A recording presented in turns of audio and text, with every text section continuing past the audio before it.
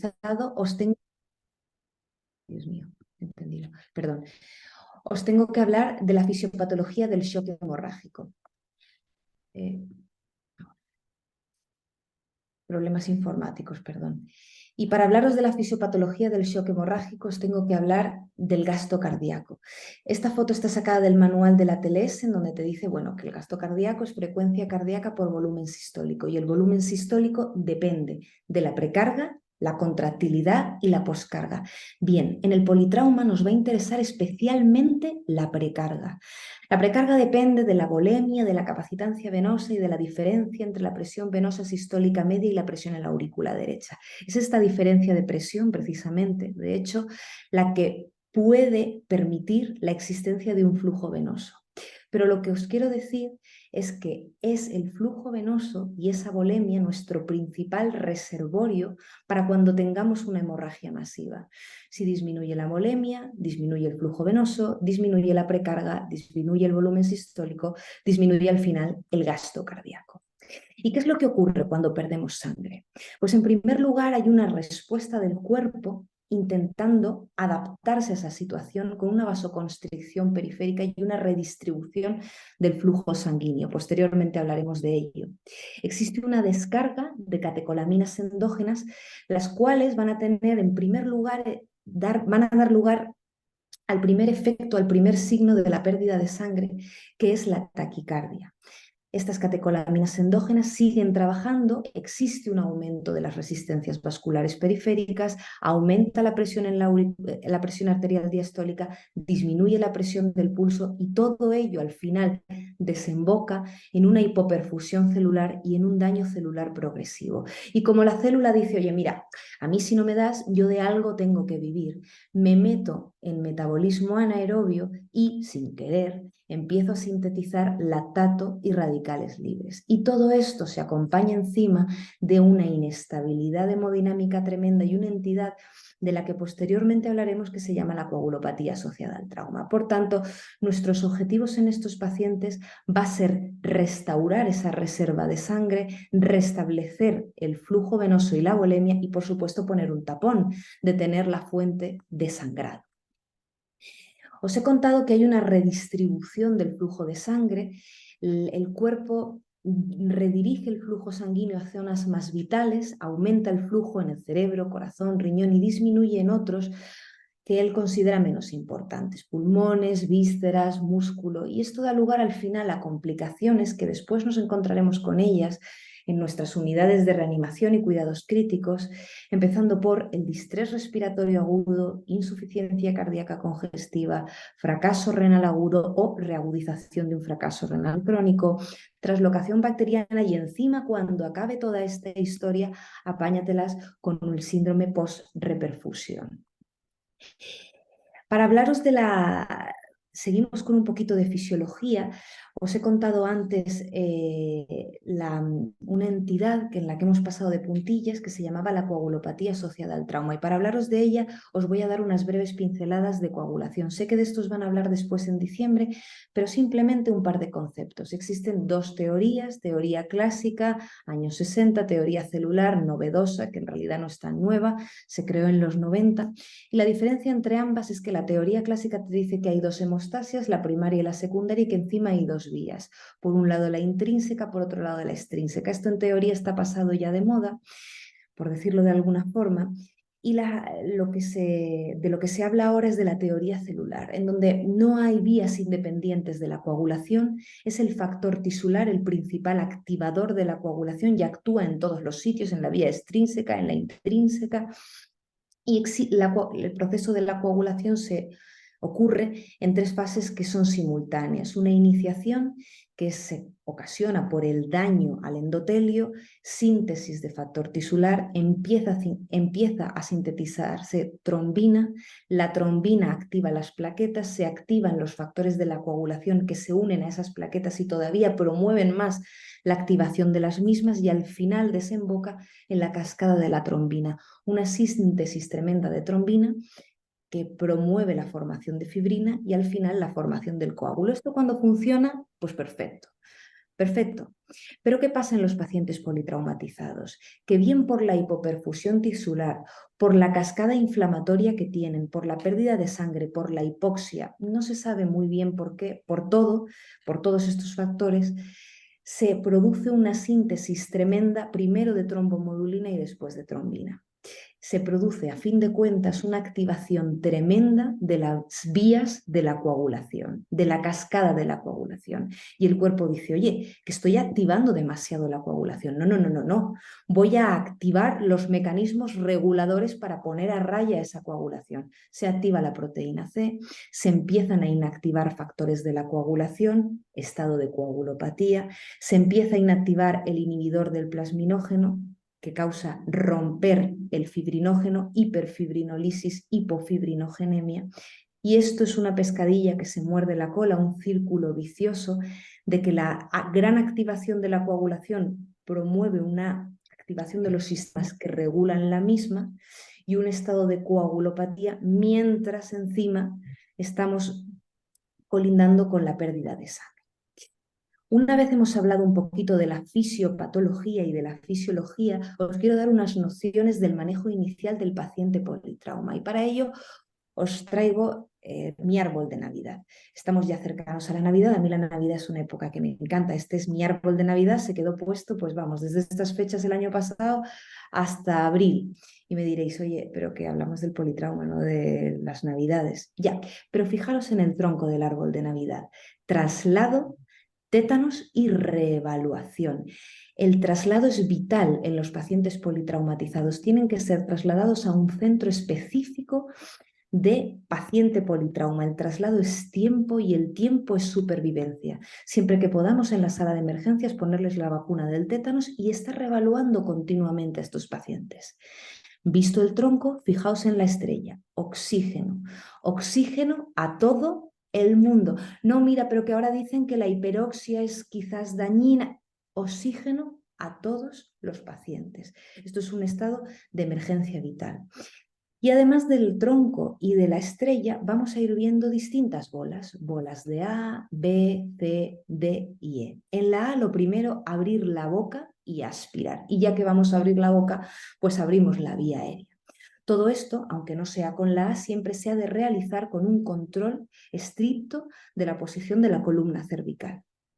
En la B, en primer lugar, un pulsiosímetro a todo el mundo y tener muy claras las indicaciones de intubación en estos pacientes, que van a ser obstrucción de la vía aérea, ya lo hemos visto en la A, hipoxia, hipoventilación y Glasgow bajo. Glasgow bajo es menor de 8 o 9. Las guías europeas te dicen 9, el ATLS te dice 8. Bueno, menor de 8 o 9. Y podemos ir pidiendo una placa de tórax. Pasamos a la C. Esto realmente no es una bola, pero simplemente quiero dejaros claro con esta foto que en el entorno prehospitalario, cuando tengamos una hemorragia que se vea, siempre hemos de realizar hemostasia por compresión con gasas o compresión con torniquete, si es una extremidad. Ya que le hemos puesto el pulsi, le ponemos el resto de monitorización. Cogemos 2 vías de grueso calibre, de un 18G para arriba, y sacamos analítica, pruebas cruzadas y gases. Y a continuación activamos el protocolo de transfusión masiva. ¿Hemos pedido la placa de tórax? Pues vamos pidiendo la de pelvis. Y una cosa que se puede hacer a pie de cama es una ecografía, después hablaremos de ella a nivel abdominal para descartar o no, en la medida de lo posible, la presencia de líquido libre o de sangrado. Si hemos descartado el sangrado razonablemente a nivel digestivo y a nivel urinario, podemos poner una sonda nasogástrica o una sonda vesical. En la D, poquitas bolas, pupilas y Glasgow, nada de exploraciones neurológicas extensas, pupilas y Glasgow. Y en la E, desvestir a nuestros pacientes a fin de comprobar que estén pasando por alto.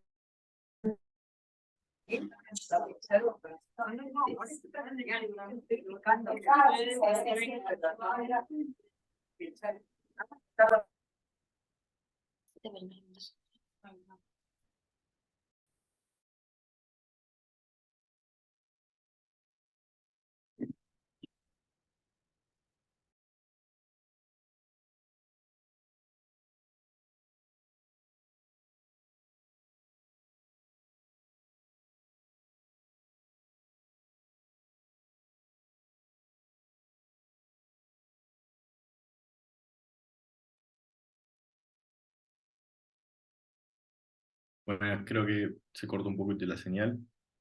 Demos un segundito a ver si se puede reconectar.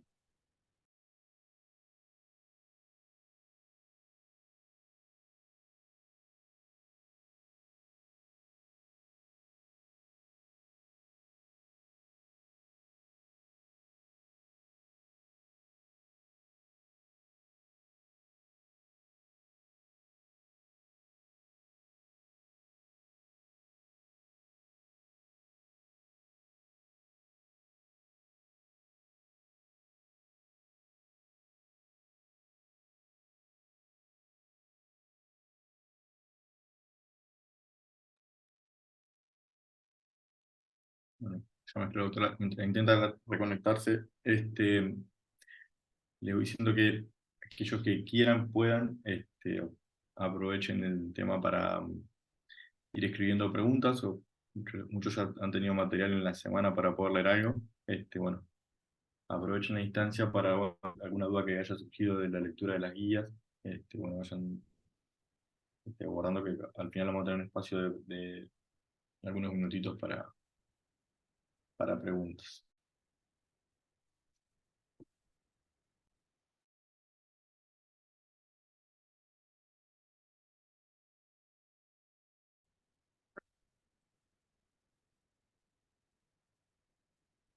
Bueno, perdonad por el fallo técnico.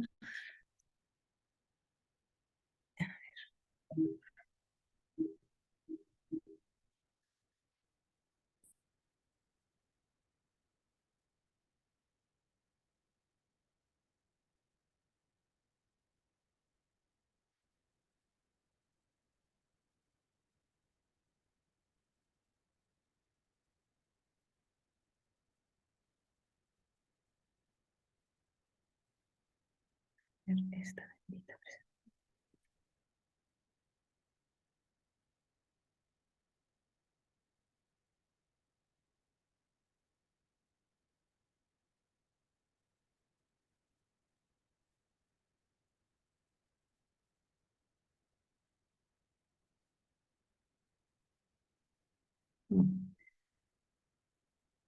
Vale, como os iba diciendo, hablábamos del protocolo de transfusión masiva. De nuevo, disculpad por el fallo técnico, no sé qué ha pasado. El wifi ha decidido que se ha apagado, lo he intentado conectar al móvil, no ha sido posible y al final he cambiado de ordenador.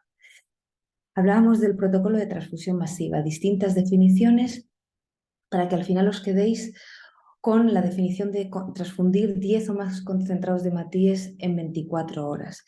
Y las guías sueltan la pregunta de qué pasaría si transfundimos a nivel prehospitalario.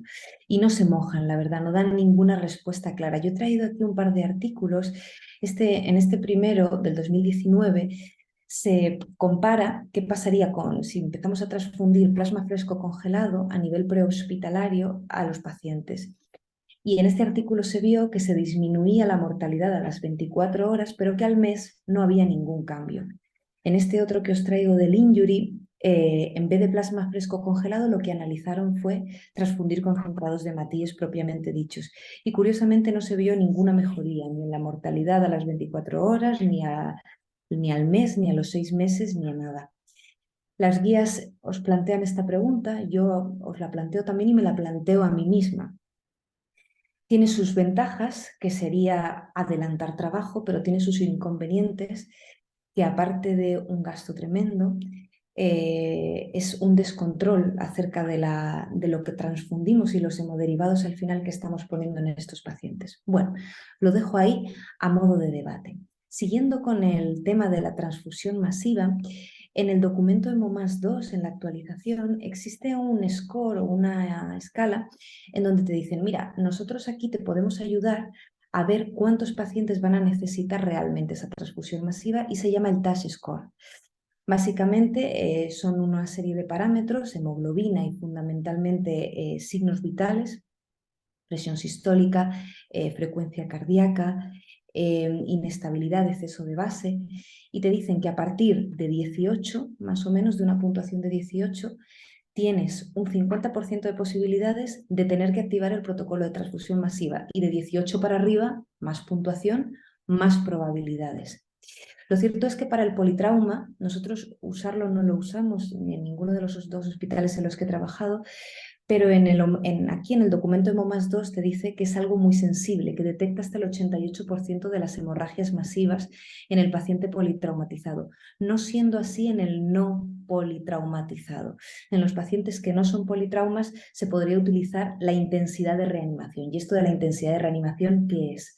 Se podría definir como intensidad de reanimación transfundir más de 4 concentrados de Matías en 1 hora.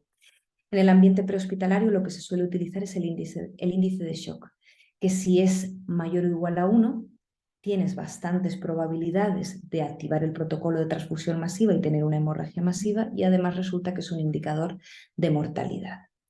Una vez hablado de esto, realmente al final, ¿cómo diagnosticamos la hemorragia? Pues hay veces que se ve tan evidente que hay que ir a quirófano de manera inmediata. Pero la mayoría de las veces hay que investigar un poco más. ¿Investigar cómo? Investigar con analítica completa, con hemoglobina, lactato, coagulación, y repetir estas seriaciones de analítica y test viscoelásticos. Existe el ROTEM y el TEG. Yo me referiré en esta charla al ROTEM porque es lo que tenemos en el centro de donde yo trabajo, pero vale cualquiera de los dos. Sí que es verdad que para el momento inicial no ayuda mucho, porque los resultados tardan en salir como unos 45-50 minutos, pero sí que te ayuda a tipificar la coagulopatía y hacer un mejor ajuste, sobre todo a posteriori, transfusional. Al final la prueba FETEN, ni analítica, ni test viscoelásticos. La prueba FETEN que te va a decir cuánto, dónde, cómo, sangrado activo o no, es el TAC total body. El problema es que no siempre se puede hacer. Hay veces que el paciente está inestable y no está indicado llevarlo al TAC. O hay veces que hay que trasladar al paciente y hacer el TAC total body antes del traslado supone un retraso.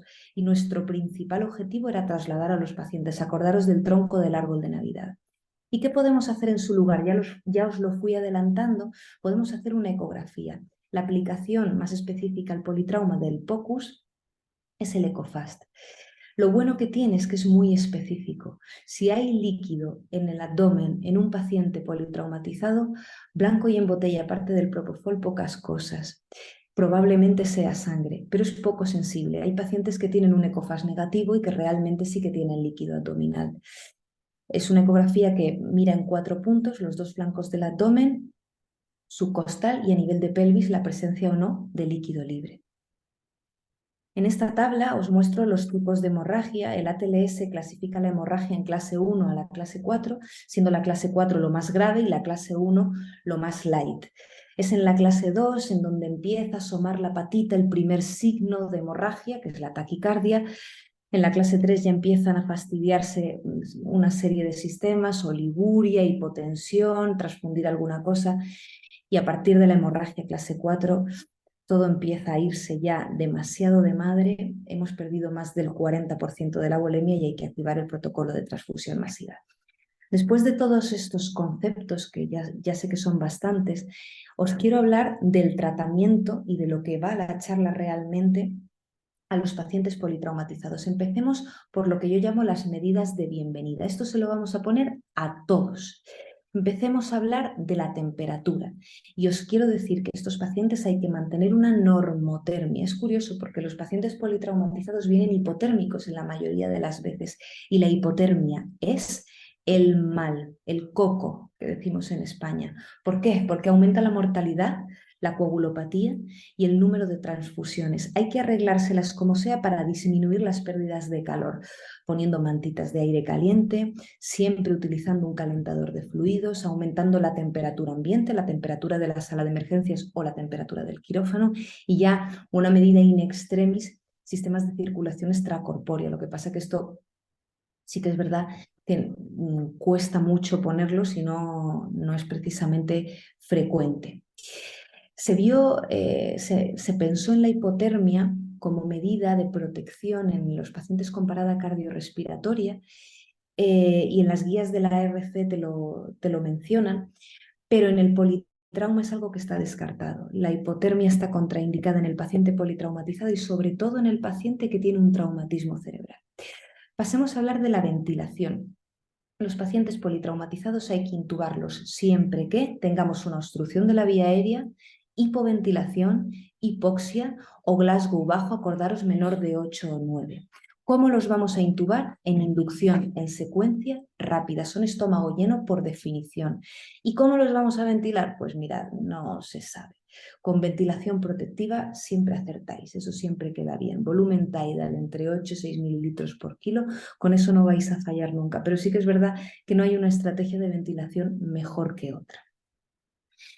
¿Y qué pasa con la fluidoterapia? Estos pacientes pierden sangre, pierden muchísima sangre, están hipovolémicos, están con un gasto cardíaco disminuido, además están coagulopáticos, habrá que reponerles.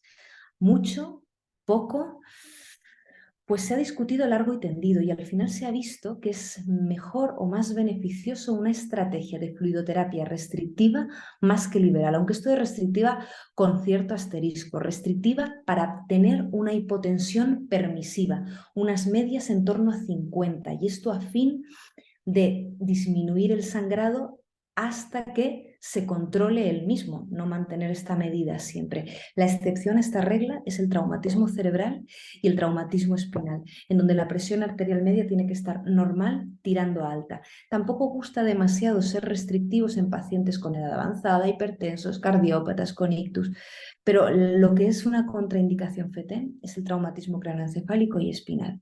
¿Y con qué vamos a reponer a nuestros pacientes? Pues esto es como lo de la ventilación protectiva, con cristaloides balanceados. Con eso no falláis nunca, esto siempre queda bien. Pero ¿y si no hay, qué pasa?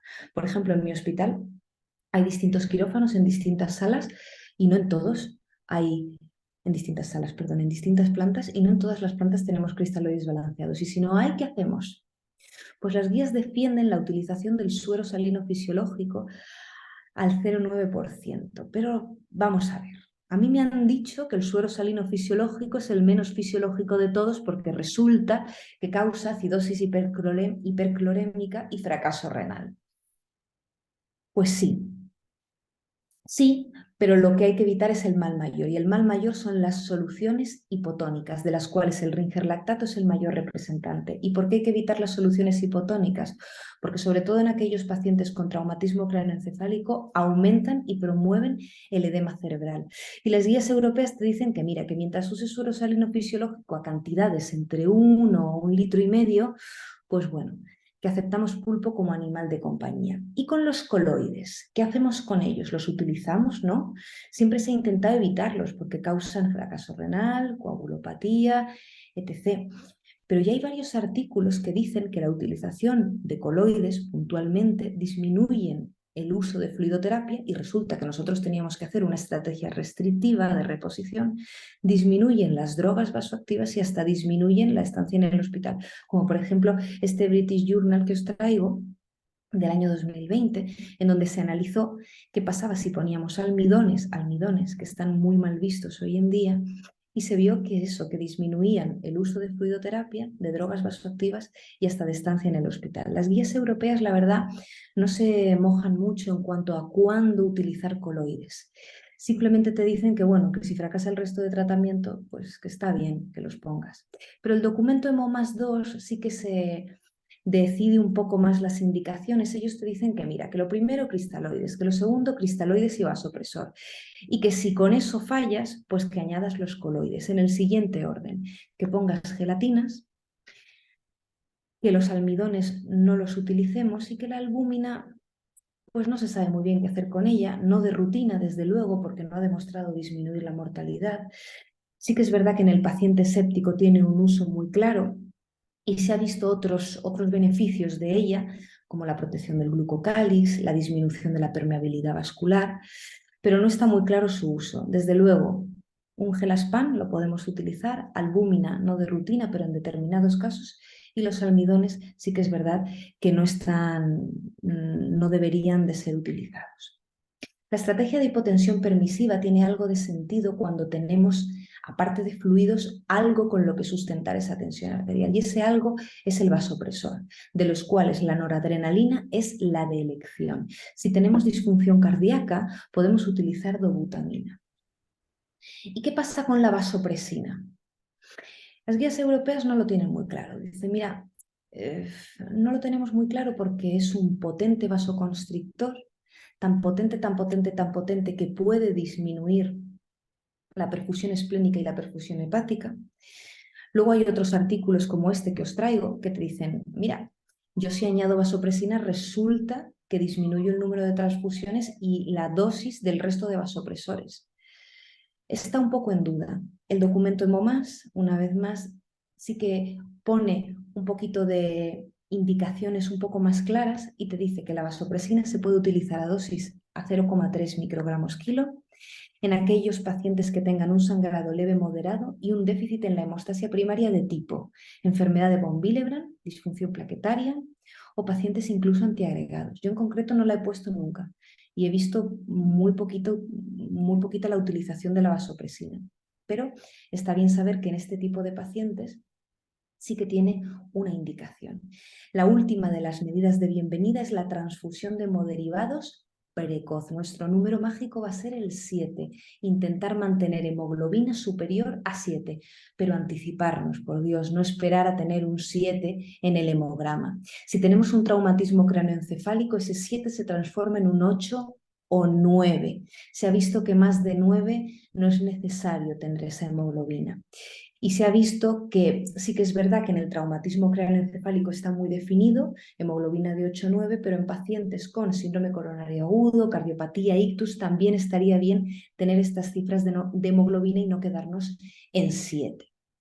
Por muchas medidas de bienvenida que nosotros pongamos, o cerramos el grifo o ponemos un tapón, o aquí nos podemos quedar con nuestro paciente sin ninguna solución.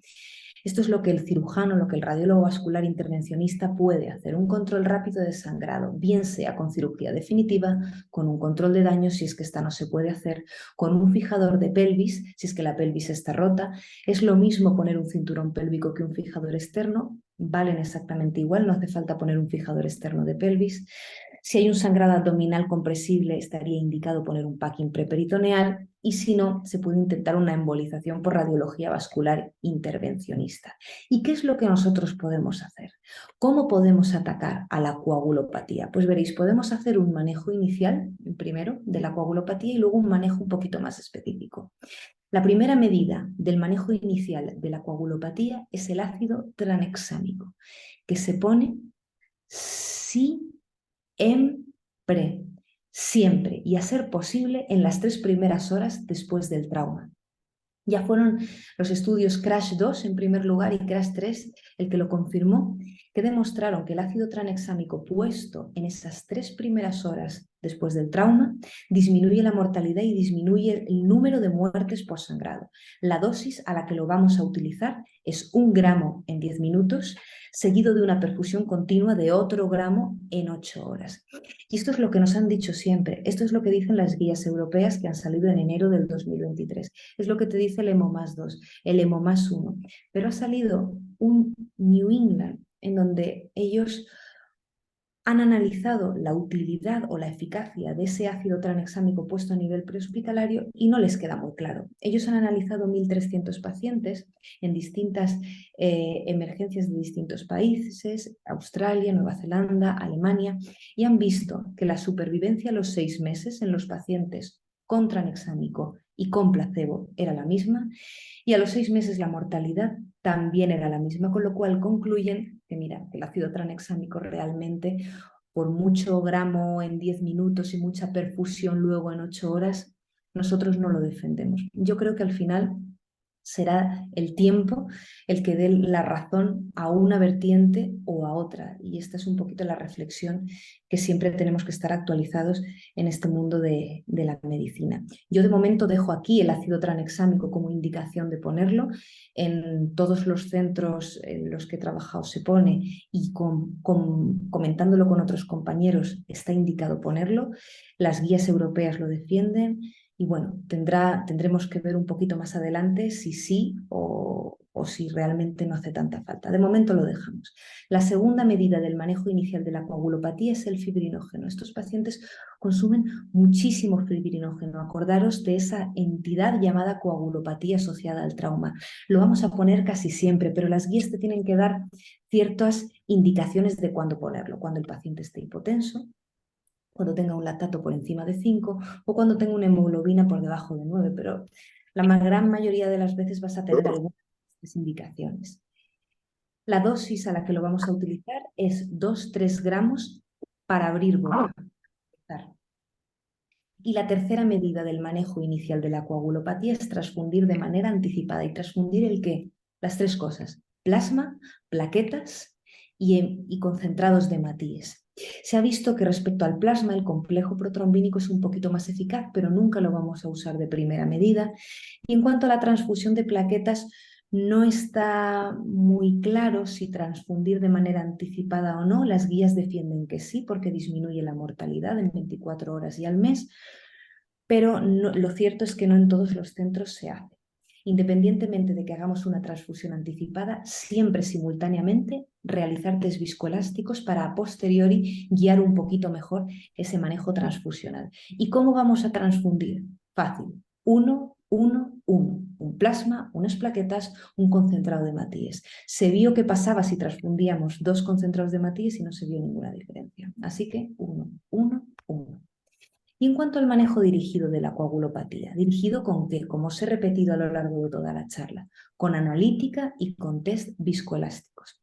Empecemos a hablar del plasma fresco congelado. El plasma fresco congelado es la primera medida a poner cuando tengamos un déficit de factores de la coagulación, que lo vamos a ver si tenemos una analítica con un tiempo parcial de tromboplastina alargado, por encima de 1,5 veces el rango normal, o cuando tengamos un ROTEM, la siguiente imagen, en la cual se ve un alargamiento del tiempo de coagulación. Tarda más ese coágulo en empezar a formarse.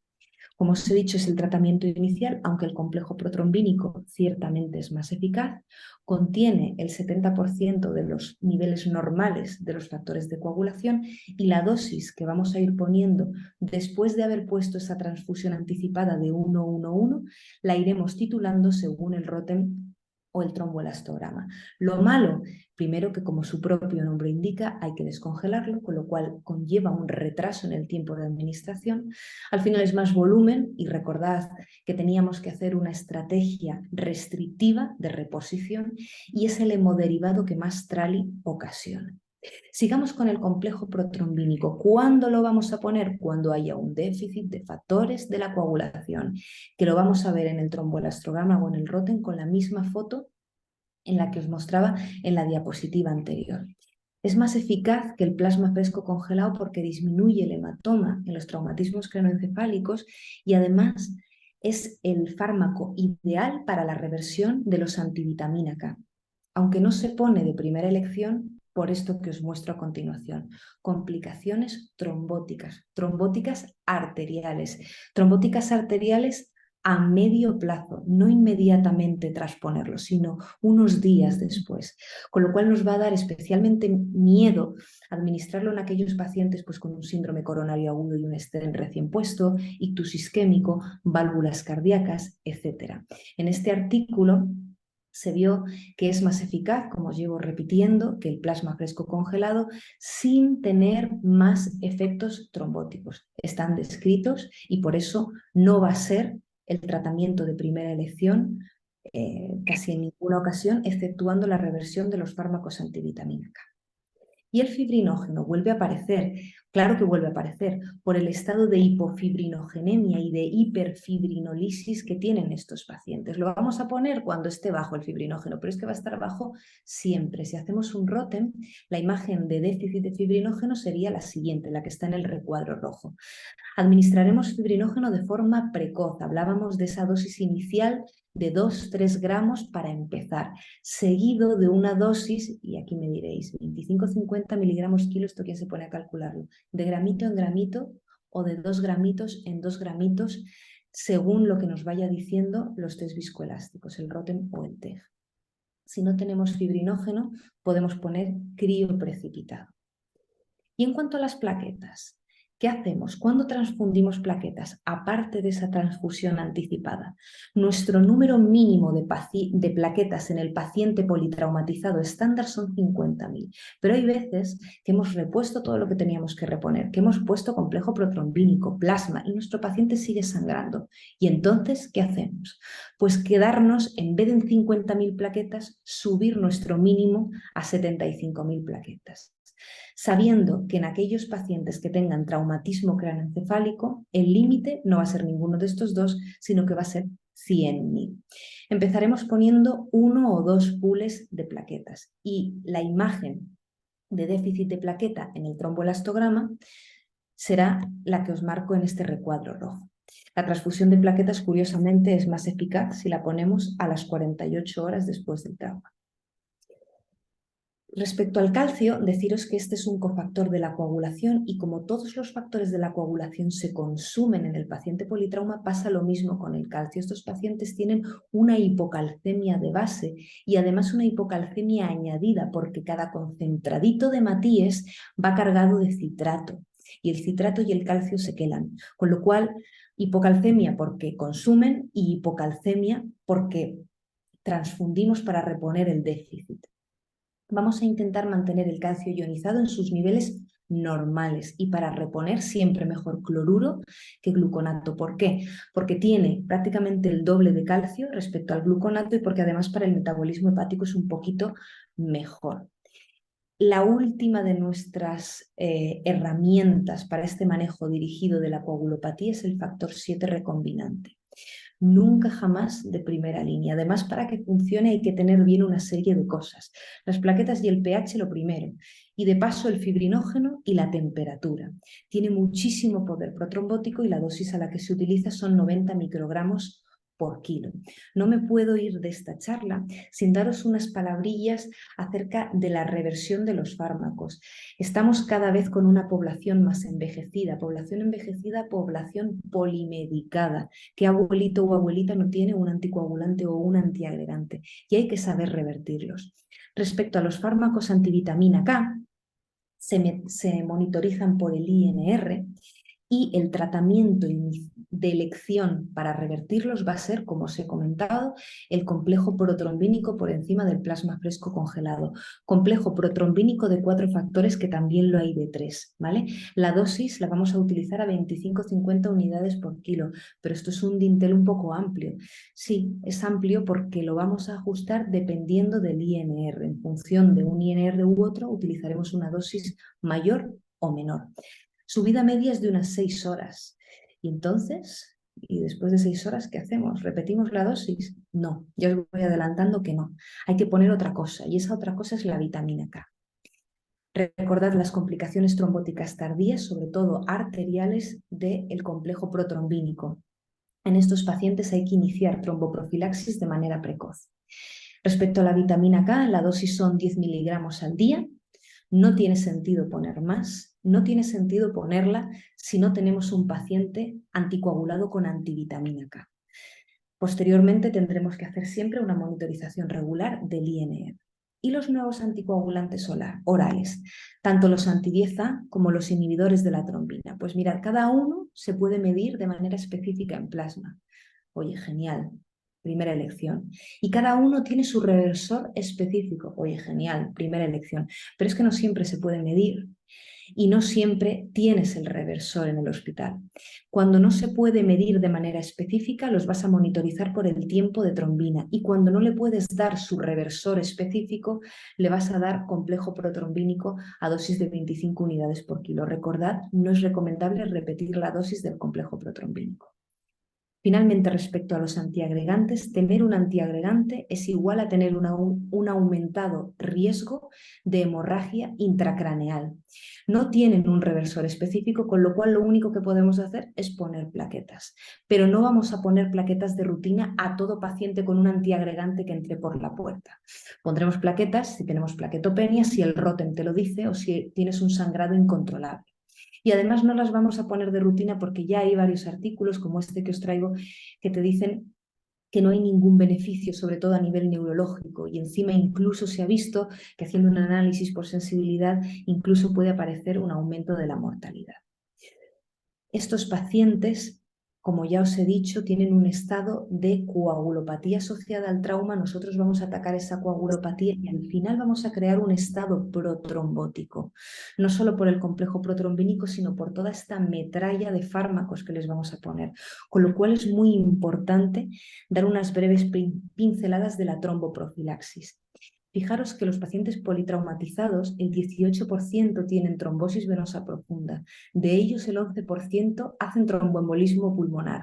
Y el tromboembolismo pulmonar es la tercera causa de muerte en todos los que sobreviven a más de 3 días. Con lo cual, hay que iniciar la tromboprofilaxis. ¿Cuándo? Cuanto antes. ¿Y cuándo es cuanto antes? A partir del tercer día, más o menos, que lo tengáis en la unidad de cuidados críticos y, por supuesto, cuando se haya controlado el foco.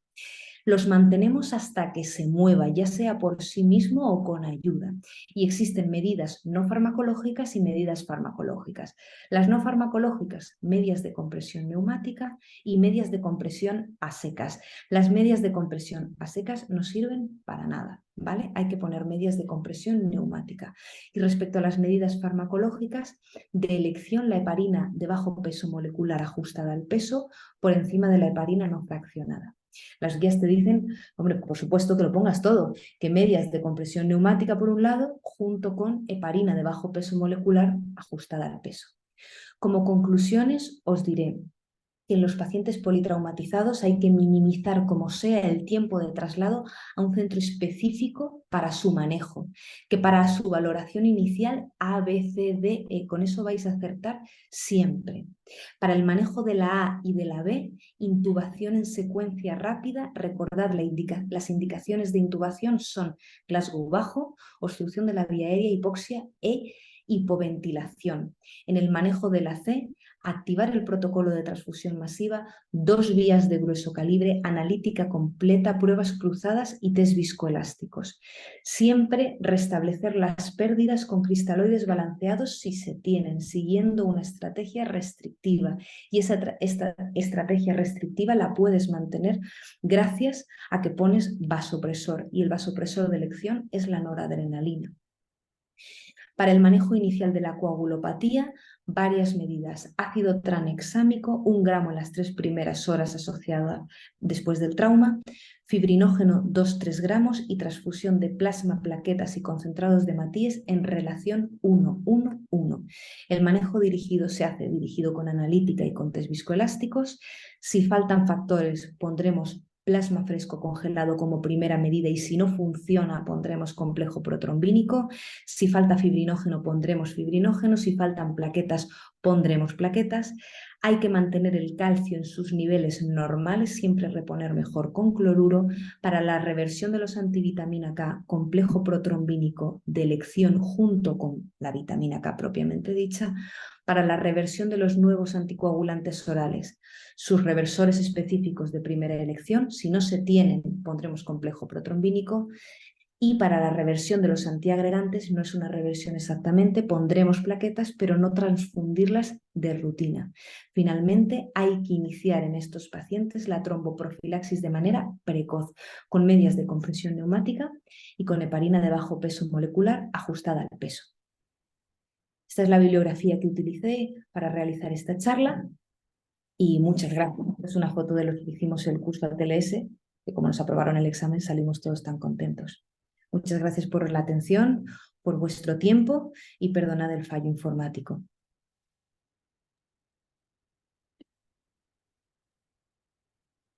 Candela, bueno, muchas gracias primero a ti por la presentación y el análisis tan exhaustivo de las guías, súper completa esta actualización que nos has brindado en la tarde y en la tarde-noche para ti de hoy.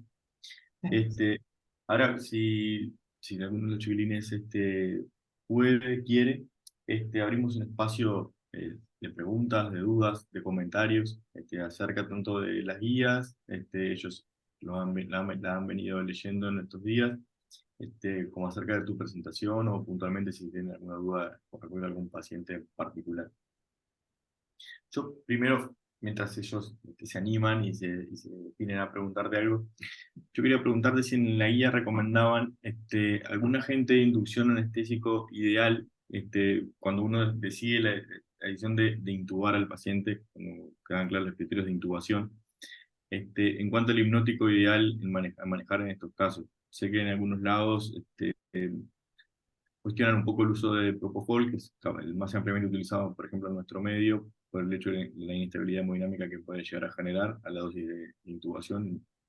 Pero bueno, no sé si tú tienes alguna recomendación o habías leído algo al respecto de qué agente hipnótico utilizar como elección en estos casos. Pues respecto a las guías, la verdad no dicen prácticamente nada de qué hipnótico usar o cuál no. Dicen que valen todos, que no hay ninguno que sea mejor que el otro. Sí que es verdad que da un poco de miedo a veces cuando te viene ese paciente tan inestable, ponerle, aunque sea la más mínima cantidad de Propofol, pues es que te los hunde en la miseria más absoluta.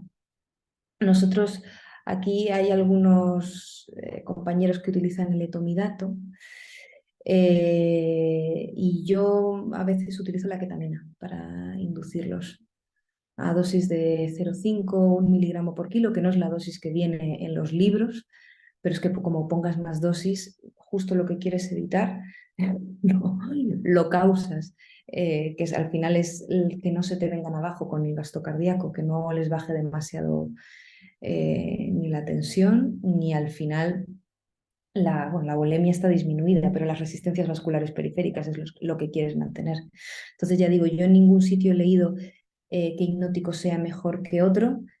En donde he trabajado puntuales veces hemos usado el Propofol y yo lo que suelo usar es la ketamina, pero esto es personal, muy personal, no viene Bueno, en ningún perfecto, sitio. queríamos saber igual que utilizamos habitualmente.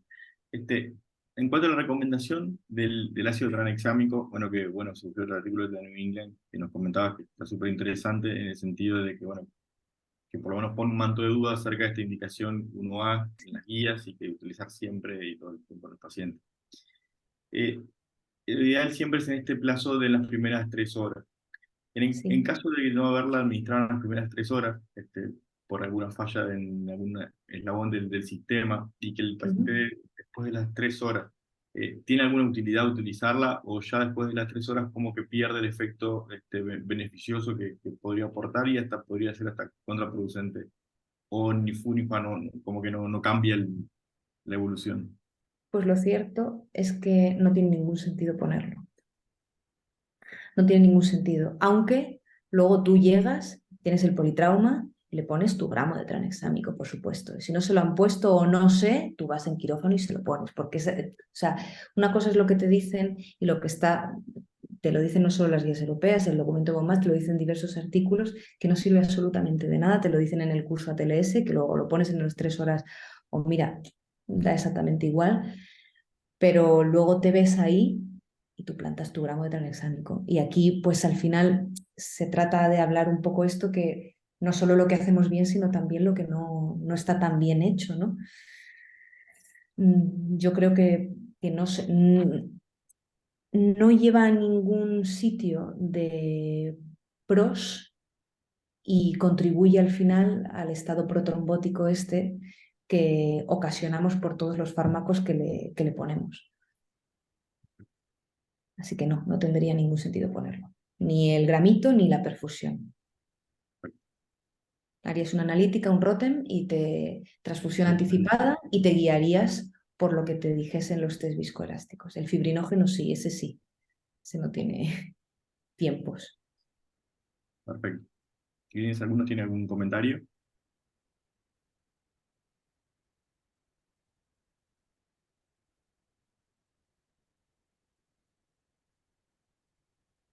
Sé que algunos, por lo que estuve hablando hoy, alguien tenía alguna que otra pregunta o alguna duda. Ujú. Nada, animarlos a preguntar. Gonzalo, yo quiero hacer una pregunta puntual. Sí, Eh, dale. mencionaron sobre la reposición con cristaloides, que preferías hacer la reposición con suero fisio, o es solo en el caso de trauma craneoencefálico que evitamos el Ringer. No me quedó bien el momento de la indicación del suero fisio versus el Ringer lactato. Pues en principio la contraindicación es que tengas un traumatismo craneoencefálico o medular, que al final es lo mismo. Lo que pasa es que volvemos a lo mismo. Cuando tú tienes a un paciente con un traumatismo de alta energía, bien porque se ha caído de un 5.º piso o bien porque se ha estampado contra un árbol, yo no sé si dentro de la cabeza hay algo o no. Entonces esa reposición inicial yo sí que recomendaría hacerla con suero fisiológico porque no sabes.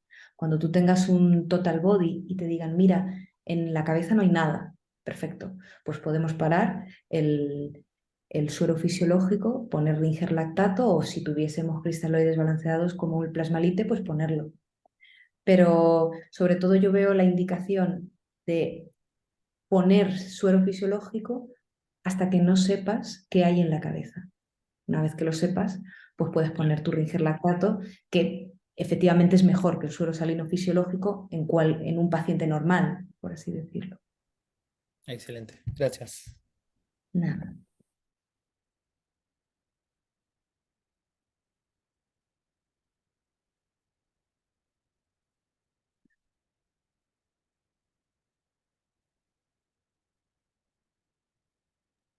Ahora sí. ¿Alguien tiene algún comentario más acerca de las guías? Laura, te veo ahí conectada. Te agradezco primero que te hayas conectado. Laura Seguridad es una de las profesoras adjuntas del departamento que también se conectó. Candela, te cuento. Y bueno, Nada. te voy ahí conectada toda la actividad. Laura, capaz, ¿tienes alguna apreciación o algo respecto al tema? No, simplemente agradecer, fue muy buena la exposición, clara, y bueno, la verdad que estamos muy contentos de tenerte también como, digamos, docente para este semestre. La verdad que le ha dado otra visión y otra importancia en el tema, que bueno, que siempre como hospital universitario estamos recibiendo este tipo de pacientes y bueno, es muy importante lo que es el equipo interdisciplinario, ¿no? El tema del ROTEM, la presencia de hemoterapia en sala, creo que es fundamental.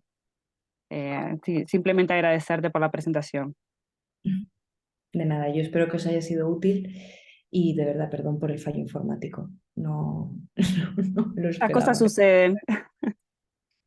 Las cosas suceden y más a tantos kilómetros de distancia. Este, es perfecto, es impredecible, por más que nos hayamos juntado ayer y un ratito antes hoy para probar todo el tema de conexiones, son cosas que suceden. Bueno, Candela, ya que nadie más tiene ningún comentario y nada para hacer, sé que muchas dudas habrán quedado guardadas y las comentaremos en la semana entre nosotros. Bueno, pues Nada, cualquier agradecerte. cosa me podéis contactar si tenéis alguna duda o queréis ver los artículos o cualquier cosa, no hay ningún problema. La referencia de los artículos quedó en la presentación, o sea que la presentación va a estar Sí. grabada para todos los residentes, o sea que cualquier cosa la consultaremos. Nada, agradecerte nuevamente la disposición, la movilidad y, bueno, y la responsabilidad con la cual has encarado el tema de la preparación de este tema, como te dije desde un principio. Bueno, nada, quedamos en contacto y nada, Perfecto, gracias a ti. Ya te perfecto, dejamos gracias. a las 9 de Madrid y que Nada, no os puedas descansar. preocupéis. Larga Gracias a jornada. vosotros, de verdad. Bueno, hasta Hasta luego. luego. Adiós. Chao, gracias. Chao, Adiós. gracias. Gracias. Gracias. Gracias. Gracias.